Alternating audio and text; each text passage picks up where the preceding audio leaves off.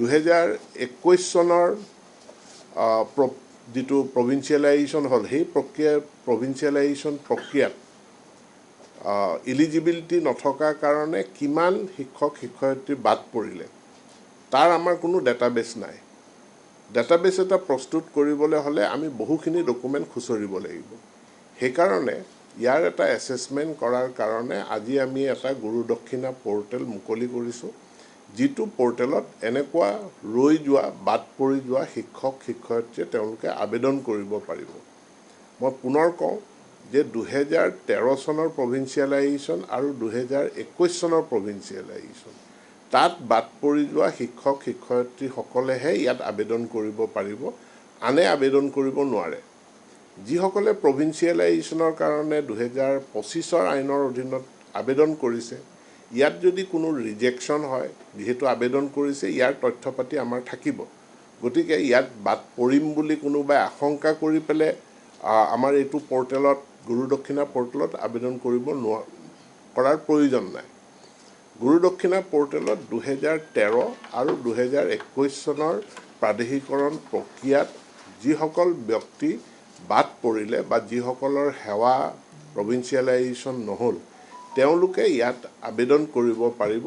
আৰু তেওঁলোকৰ আবেদনৰ ভিত্তিত চৰকাৰে এটা এককালীন সাহায্যৰে এই গোটেই সমস্যাটোৰ সমাধান কৰাৰ পদক্ষেপ এটা গ্ৰহণ কৰিছে ইয়াৰ লগতে মই এটা কথা উল্লেখ কৰিব বিচাৰোঁ যে 2021 চনত আমাৰ যিসকল আগতে অনিয়মীয়া ইৰেগুলাৰলি এপইণ্টেড টিচাৰৰ এটা বহুত ডাঙৰ সমস্যা আছিলে যেটো সমস্যাক আমি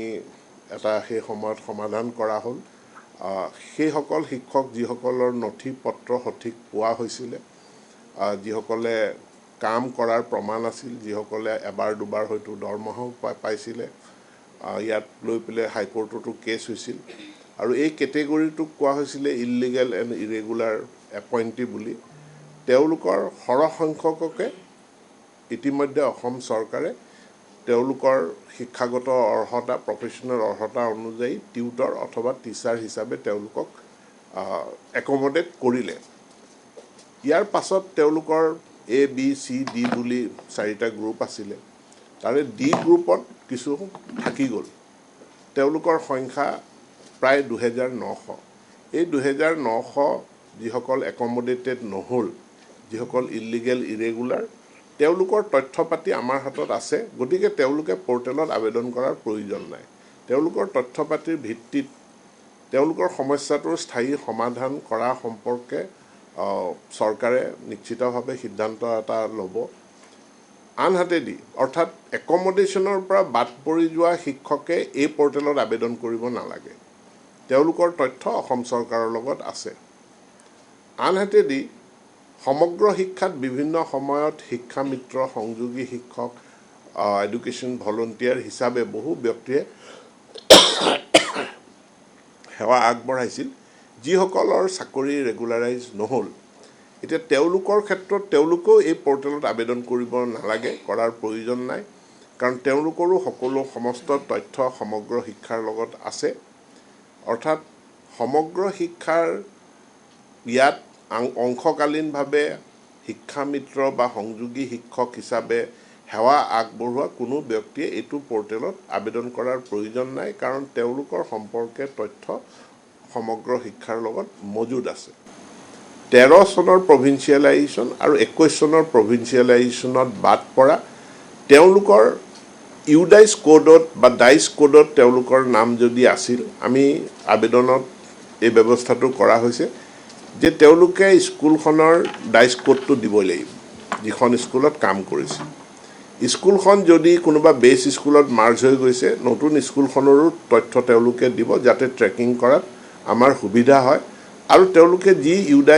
ডাইচ বা ইউডাইচ নম্বৰ দিব তাত তেওঁলোকৰ নামটো আছেনে নাই তাৰ ওপৰতে এলিজিবিলিটিটো গণ্য হ'ব আৰু ইয়াৰ জৰিয়তে আমি যি তথ্য পাওঁ অসম চৰকাৰে ইতিমধ্যে এটা বাজেট স্পিচত ফাইনেন্স মন্ত্ৰীয়ে কৈছে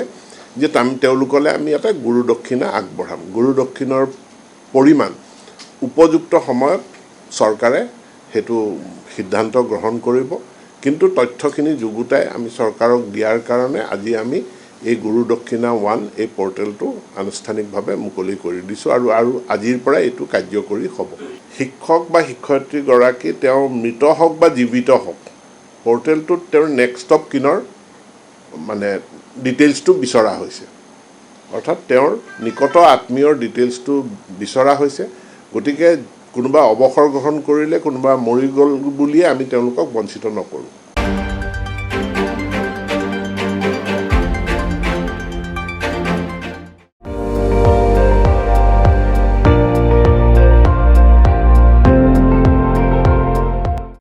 আপুনি চাই আছে ND24 সৰ্বশ্ৰেষ্ঠ নহয় সৰ্বোত্তমৰ দৌৰ